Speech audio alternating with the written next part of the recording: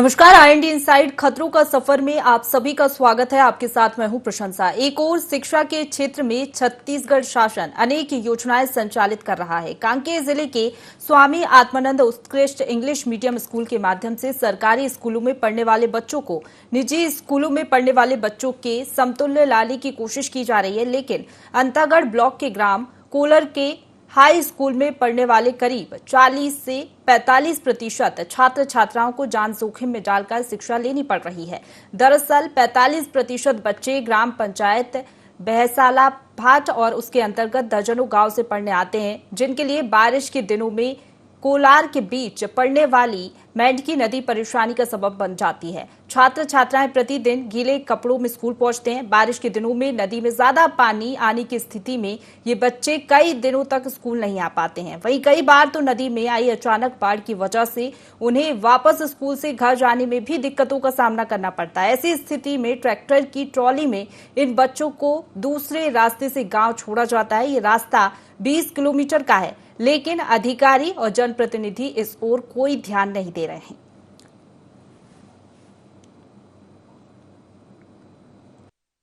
हम लोग तो इधर से आते हैं, लेकिन बहुत पार करते हैं। जितना 2 दिन पहले है, हम लोग छाती भर नहा के इधर पार करके चले गए। स्कूल चेंज करते हैं या तो फिर किसी को इधर से बड़े बुजुर्ग लोगों को लाते हैं, फिर इधर चेंज करते हैं। उसके बाद उन लोग पार करा देते हैं हम लोगों को। जरूरत से ज्यादा बाढ़ आ जाता है तो फिर हम लोग 1-2 सप्ताह के लिए स्कूल नहीं आते हैं, बस उधर ही रह जाते हैं। सर लोग भी हम लोगों को आने के लिए मना कर देते हैं, क्योंकि उतना बाढ़ को देखते हुए भी सर लोग भी आने नहीं देते हम लोगों को। यही कि यहाँ पर पुल जल्दी से जल्दी बना दें। बोले तो हैं लेकिन बनाते नहीं हैं। इतना बोले हैं लेकिन भी बना देंगे आज तक नहीं बना है।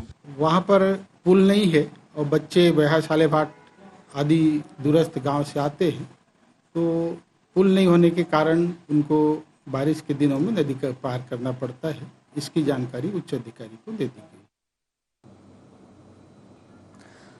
तो चलिए, देखा आपने किस तरीके से वहां पर हालात बने हुए हैं, बच्चों को किन परेशानियों का सामना करना पड़ता है और भारी दिक्कतें बच्चों को होती हैं। जनप्रतिनिधि हैं जो वो इस ओर ध्यान नहीं दे रहे हैं। इसी समस्या पर हम बातचीत करेंगे। हमारे साथ संवाददाता विनीत सक्सेना जुड़ गए हैं, उनका रुख करेंगे। विनीत, जो बड़े बड़े दावे एक और मंच से किए जाते हैं सरकार की ओर से, वो सब हवाई यहाँ पर साबित होते हैं, क्योंकि अंतागढ़ ब्लॉक के ग्राम कोलर के हाई स्कूल की बात की जाए तो वहां पर जो हालात बने हुए हैं वो बद से बदतर है।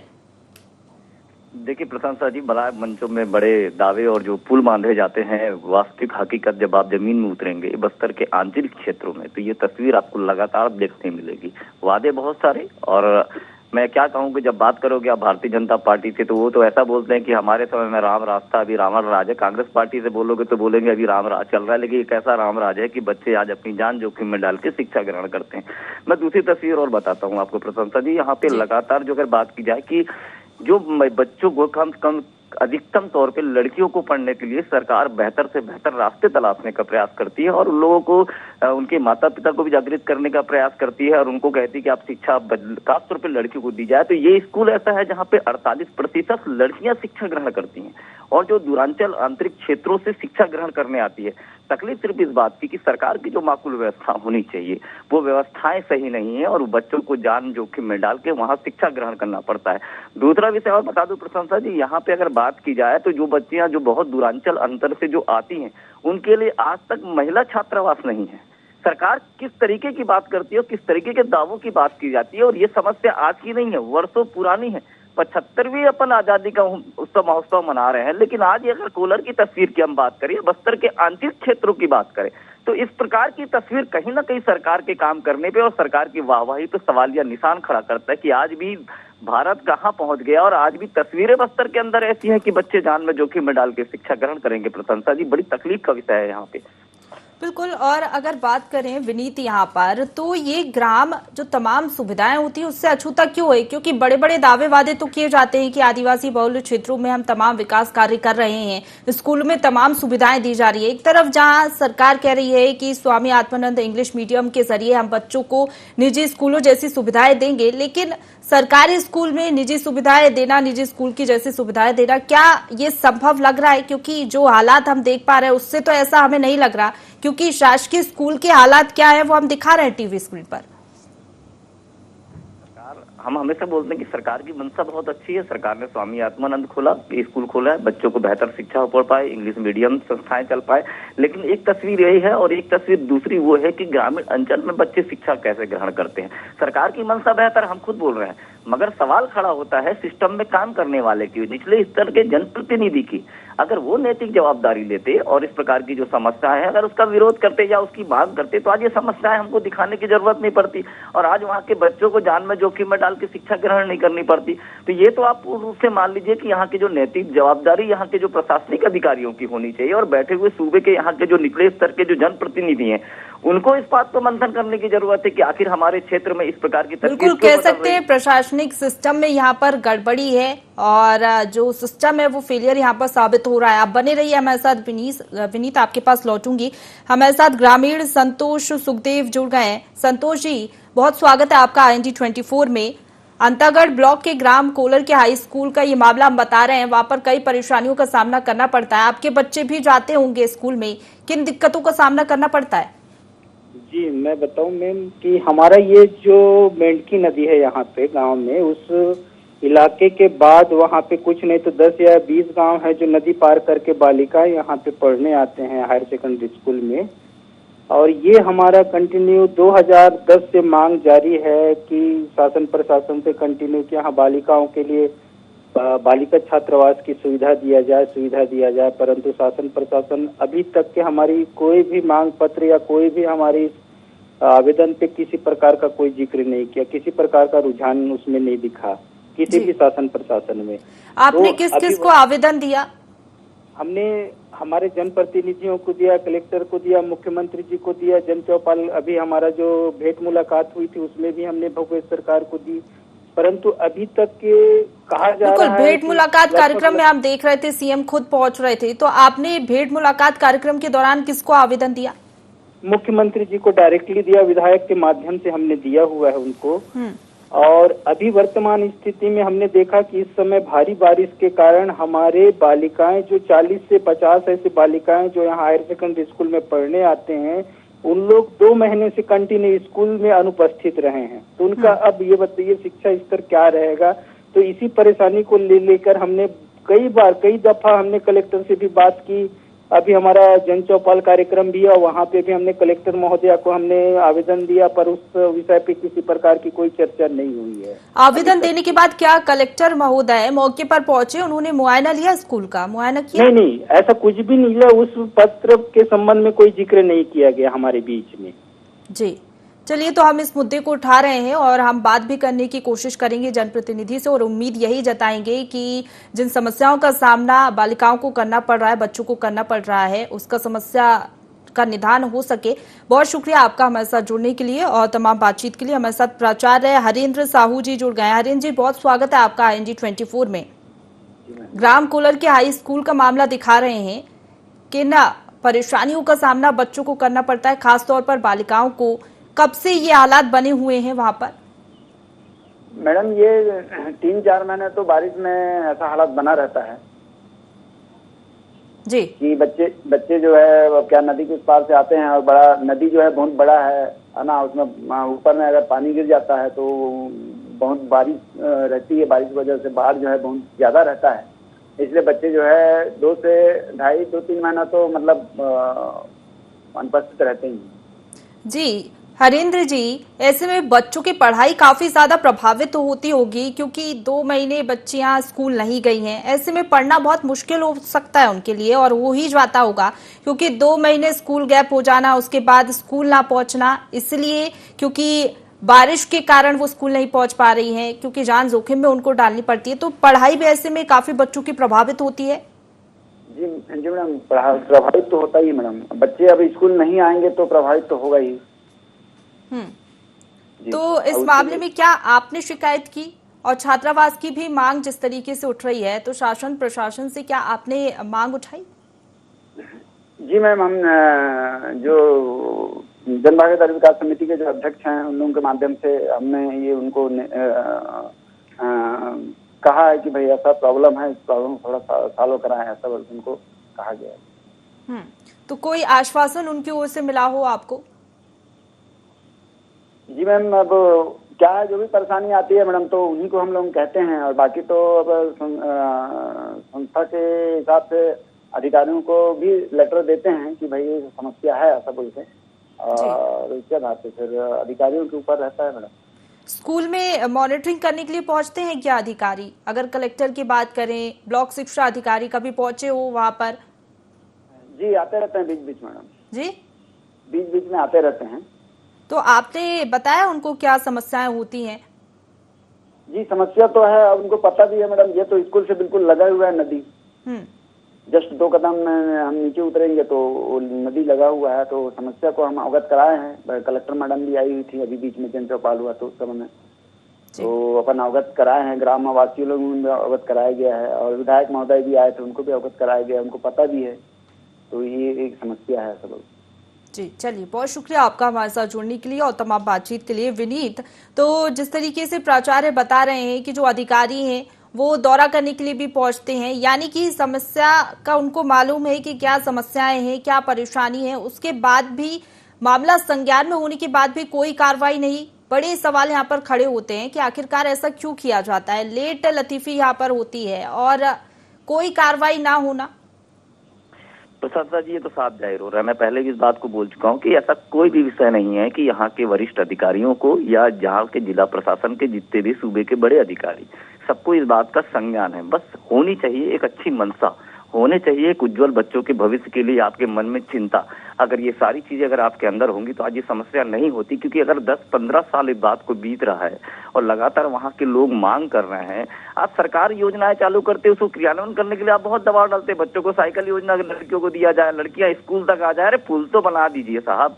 आप मुख्य मुद्दों को आप सॉर्ट आउट नहीं करना चाह रहे हैं, बाकी सरकार की योजनाओं को लाभ लेने के लिए, प्रशंसा के लिए आप आगे बढ़ रहे हैं। तो वास्तविक हकीकत कैसे बदलेगी, कैसे तस्वीर बदल लेंगे आप बता दीजिए। 12 साल गुजर रहे हैं, 2010 की खुद बात कर रहे हैं कि 2010 से हम लगातार आवेदन प्रस्तुत कर रहे हैं। कलेक्टर महोदया भी गई थी, इससे पहले विधायक जी, इससे पहले मैं आपको बता दूं 3 साल पहले हमने इनसाइड भी चलाई थी, विधायक जी लाइव भी जुड़े थे, उन्होंने कहा था बिल्कुल ये काम हो जाएगा। लेकिन बस वही है, आप भी मजबूर है, हम भी मजबूर है, सिर्फ आश्वासन ये देते हैं, आश्वासन को लेके बैठना है, व्यवस्था है हमारी, क्योंकि सिस्टम को सुधारेगा ही नहीं लोग। अब यही अगर नैतिक जवाबदारी से अपने कार्य को रूपांतरण नहीं करेंगे तो तस्वीर इस प्रकार की दिखेगी। प्रशंसा जी, नैतिक जवाबदारी इनको लेनी होगी। बिल्कुल विनीत, जिस तरीके से आप कह रहे हैं 10 से 12 साल हो गए, ऐसे में सरकार भी बदली लेकिन यहाँ की तस्वीर नहीं बदली। बिल्कुल प्रशंसा जी, मैं बोला ना, इससे अगर पहले अगर अपन बात कर ले भारतीय जनता पार्टी का तो अभी तुरंत करेंगे, कहेंगे कि हमारे। विनीत, आप बने रहिए हमारे साथ सरपंच जुड़ गए तेज सिंह बघेल जी। तेज सिंह जी, बहुत स्वागत है आपका ING 24 में।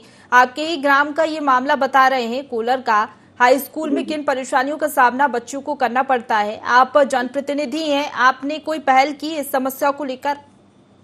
जी, पहल तो बहुत की है। आज करीबन 10-12 साल हो चुका, शासन प्रशासन को आवेदन करते करते थक चुके, परंतु हमारे आवेदन के ऊपर अभी तक विचार किया नहीं जा रहा है।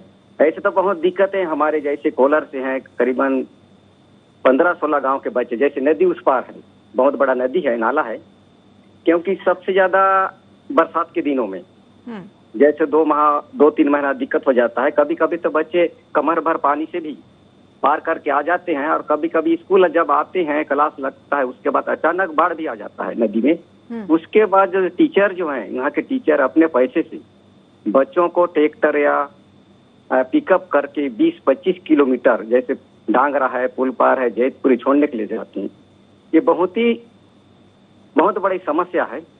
जी, बड़ी समस्या तो है, लेकिन जो बड़े जनप्रतिनिधि हैं, ऊंचे लेवल पर अधिकारी बैठे हैं, उनको ये समस्या क्यों नहीं समझ आ रही? और आपने किन किन लोगों से शिकायत की?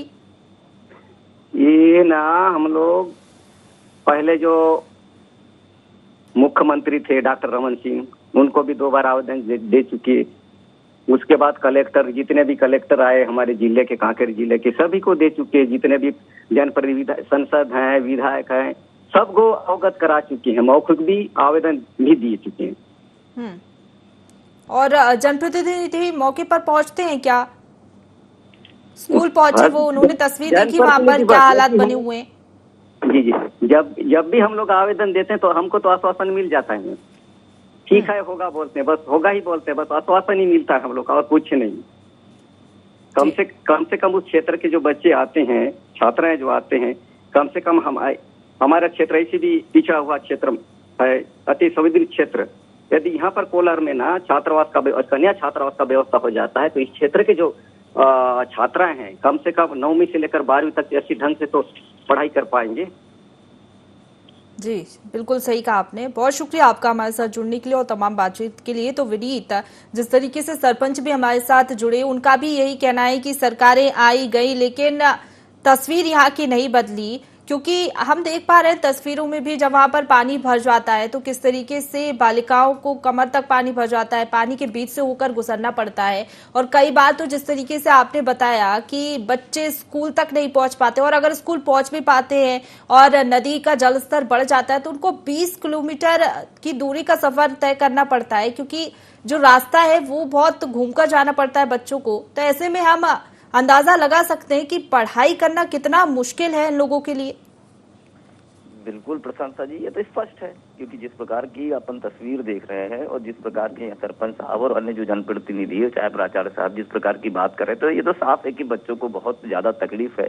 जान जोखिम में डाल के शिक्षा ग्रहण कर रहे हैं बच्चे, कैसे वहाँ शिक्षा ग्रहण करने आते हैं, ये बहुत सारी तकलीफ है। और मैं आपको और बता दूं प्रशंसा जी, लगातार भेंट मुलाकात का कार्यक्रम हुआ, और मैं एक चीज आपको और बता दूं जो बड़ा कड़वा सत्य है।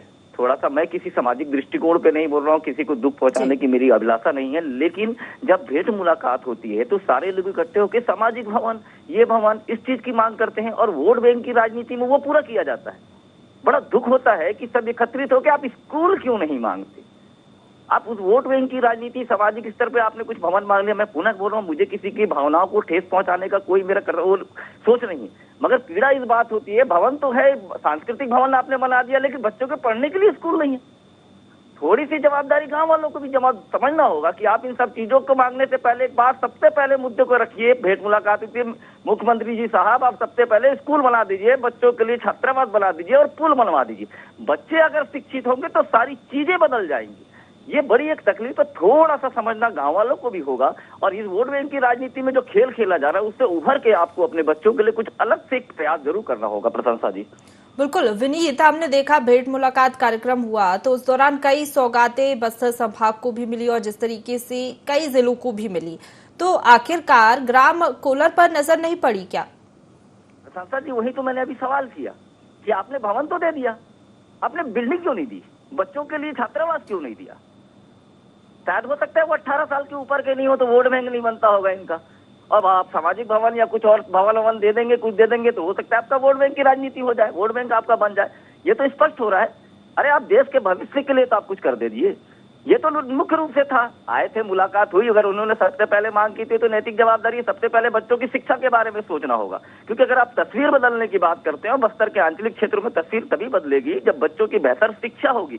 हमारी अहम भूमिका होनी चाहिए और अहम सोच होनी चाहिए कि सबसे पहले इस बस्तर के आंचलिक क्षेत्रों में जो नक्सलवाद से भी ग्रसित है और यहाँ के अगर ननिहाल बच्चे शिक्षा ग्रहण करने के लिए जागरूक है, उत्सुक है, तो ये नैतिक जवाबदारी बनती है सरकार की और नैतिक जवाब बनती है यहाँ के प्रशासनिक अधिकारी की। अगर उसकी माकूल व्यवस्था आप अच्छे तरह सुदृढ़ व्यवस्था करते हैं तो बच्चे बहुत अच्छे आगे जाके शिक्षा ग्रहण करेंगे। यहाँ से भी IPS निकलेंगे, यहाँ से भी IAS निकलेंगे।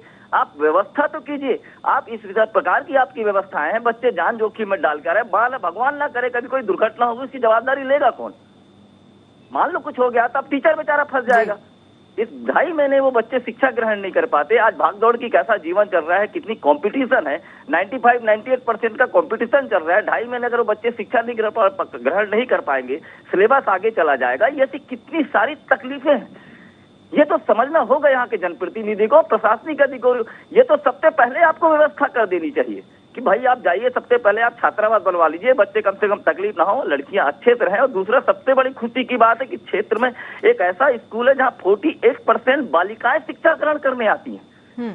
ये बड़ा गर्व का विषय है हमारे लिए और बड़ा दुख का विषय है कि जिस बात पे हम गर्व कर रहे हैं उसी बात पे दुख है मुझे इस बात पे कि प्रशासन उससे गंभीर नहीं है। चलिए विनीत, आप बने रहिए हमारे साथ विधायक अनूप नाग जी जुड़ गए। अनूप जी, बहुत स्वागत है आपका ING 24 में।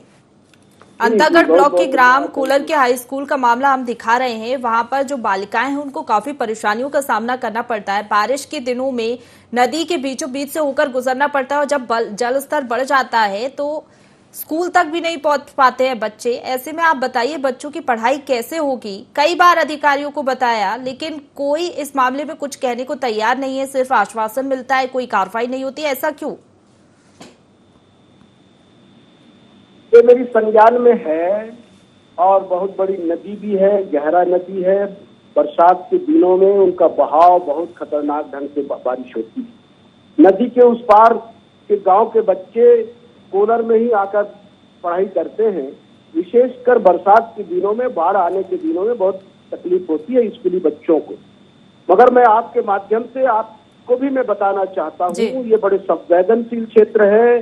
बड़े बड़े पुल पुलिया निर्माण तो करना तो हम चाहते हैं, सरकार भी चाहती है, मगर यहाँ कुछ विषम परिस्थितियों को देखते हुए पुल पुलिया बनाने में रुकावट आ जाती है। अब लोगों में जागरूकता आई है, कम से कम। बिल्कुल अनूप जी, क्या विषम परिस्थितियां हैं, जरा बताइए, जिनके वजह से यहाँ पर पुल नहीं बन पा रहा? मैं बताऊंगा तो इधर उधर की बातें हो जाएगी। आपके संवाददाताओं से पूछिए ना, वो कितने संवेदनशील क्षेत्र है। जी। आज लोग कम से कम पुलिया बनाने की मांग कर रहे हैं। पहले तो मांग पुलिया की बात ही करते नहीं थे, क्योंकि संवेदनशील क्षेत्र होने के चाहते लोगों में भय और डर ये भी व्याप्त था। मैं तो धन्यवाद देता हूँ अब जनता को कि कम से कम आज बच्चों की पढ़ाई के बारे में, भविष्य के बारे में सोचकर पुल पुलिया रोड की मांग कर रहे हैं। और बिल्कुल, आप तो ये बताइए अनूप जी, आप लोग उज्जवल भविष्य की आपकी मंशा भी है कि सरकारी स्कूल के बच्चे आगे बढ़े।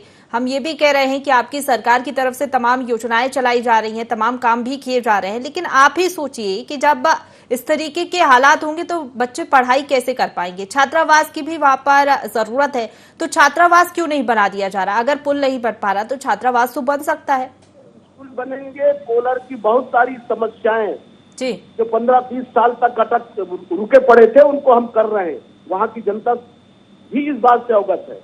जनता तो अवगत है, लेकिन आप ये बताइए, ग्रामीण भी हमारे साथ जुड़े थे, उनका तो यही कहना है कि 10-12 साल से यही हालात बने हुए हैं। आप ये बताइए, कोई वैकल्पिक व्यवस्था क्यों नहीं, इनके लिए कोई व्यवस्था क्यों नहीं की जा रही? आप ये कह रहे हैं कि आप सोच रहे हैं, लेकिन आप सोचते ही रह जाएंगे और अगर कोई हादसा हो जाता है तो इसकी जवाबदारी कौन लेगा? आप ये बताइए। आप हमारी बात भी सुनेंगे कि आप अपनी बात करेंगे? आप अपनी बात करिए। हाँ, तो मैं यही बताना चाह रहा हूँ कि उस नदी में पुलिया बनेगा, मगर यहाँ की परिस्थितियां कुछ और है जिसके चलते नहीं बन पाई है। हमारी सरकार बिल्कुल सजग है उस नदी में पुल बनाने के लिए और बच्चों की समस्या दूर करने की। जी अनूप जी, क्या परिस्थितियां हैं? परिस्थितियां, बस्तर की परिस्थितियों का आप नहीं समझते क्या? आवागमन, बड़े पुल पुलिया के लिए यहाँ के विरोध देखने सुनने को मिलता है। तो अब आप ये सोचिए, 40 से 50% सिर्फ बालिकाएं ही हैं जो स्कूल पहुंच रही हैं। अब आप पुल नहीं बना पा रहे हैं, अब जो भी वजह है उसकी आप कह रहे हैं परिस्थितियां हैं, तो आप उन परिस्थितियों को समझकर कुछ करने की कोशिश कीजिए। अगर यही तो आपको इंतजार करना होगा। तो कितना इंतजार? आप ये बताइए, 10 से 12 साल, अब और कितना इंतजार करना होगा? जब ये बालिकाएं 4वीं-5वीं में पढ़ रही हैं, 12वीं वहां से पास हो जाएंगी और कुछ तो पढ़ ही नहीं पाएंगे क्योंकि ये हालात बने हुए रहते हैं, तो आप ये बताइए कितना इंतजार करना पड़ेगा?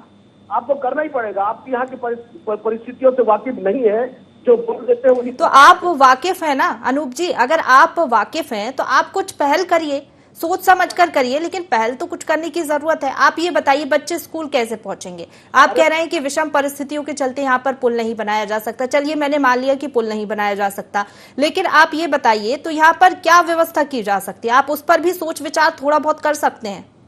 अरे गलत बयानबाजी मत करो। नहीं बन सकता, नहीं। आप इस तरीके से बातचीत नहीं कर सकते। नहीं बन सकता मतलब नहीं बन सकता क्या होता है? आप तो ये बताइए, आपको व्यवस्था कुछ ना कुछ करनी चाहिए। आप इस तरीके से नहीं कह सकते कि पुल नहीं बन सकता। अगर वहां पर पुल नहीं बन सकता तो आपको कहीं और कुछ ना कुछ तो करना चाहिए। कहीं और आप भवन बना सकते हैं या फिर कुछ और तय कर सकते हैं, कुछ और सोच सकते हैं अपने स्तर पर। लेकिन आपका ये कह देना, आप इतने बड़े पद पर बैठे हुए हैं और आप ये कह रहे हैं कि नहीं बन सकता मतलब नहीं बन सकता, ये चीज आपको नहीं लगता कि जनप्रतिनिधि के तौर पर गलत है? मीडिया के सामने आप इस तरीके की बातें कर रहे हैं कि नहीं बन सकता पुल, इंतजार आपको करना ही पड़ेगा। आपको नहीं लगता ये सारी चीजें गलत है और गलत संदेश जाता है ऐसे? पुलिया बनेगी और हम ही बनाएंगे, हमारी सरकार। आप बनाएंगे तो आप ये बताइए, 4 साल हो गए आपकी सरकार को, आप बनाएंगे तो उम्मीद तो जनता को आपसे ही होगी ना। आप ये बताइए, अगर मैं आपसे सवाल पूछ रही हूँ कि अगर चलिए पुल नहीं भी बन पा रहा है तो कुछ ना कुछ व्यवस्था तो आप लोगों को करनी चाहिए। आपका ये कह देना कि इंतजार करना होगा, आप ये बताइए, आपकी सरकार बनी, उम्मीदें जनता आपसे ही लगाए हुए बैठी हुई है और आपको ही तो कुछ करना पड़ेगा ना। पर भरोसा भी कर रही है। चलिए, बहुत शुक्रिया आपका हमारे साथ जुड़ने के लिए और तमाम बातचीत के लिए। तो देखिए यहाँ पर क्या हालात बने हुए हैं वो हमने दिखाए ग्राम कोलर के हाई स्कूल के, और हमारे साथ संवाददाता भी बने हुए थे। विनीत, आपका भी बहुत शुक्रिया हमारे साथ जुड़ने के लिए। तो देखिए ग्राम कोलर के हाई स्कूल में क्या हालात है वो आपने देख लिए हैं, और जो जनप्रतिनिधि है, अधिकारी हैं, वो इस तरीके का रवैया अपनाते हैं और इस तरीके की बात उनकी ओर से कह देना कि बन जाएगा, इंतजार कर देना होगा, और मीडिया के सामने अगर इस तरीके की बातें कर रहे हैं तो इससे अंदाजा लगाया जा सकता है कि वहां के हालात क्या बने हुए हैं। और अगर इस तरीके का रवैया, उदासीन रवैया जनप्रतिनिधि की ओर से ही अपनाया जाता है तो शासकीय स्कूल के हालात कैसे बदलेंगे, ये बड़ा सवाल बना हुआ है। इसी के साथ फिलहाल इतना ही। आप बने रहिए ING24 के साथ।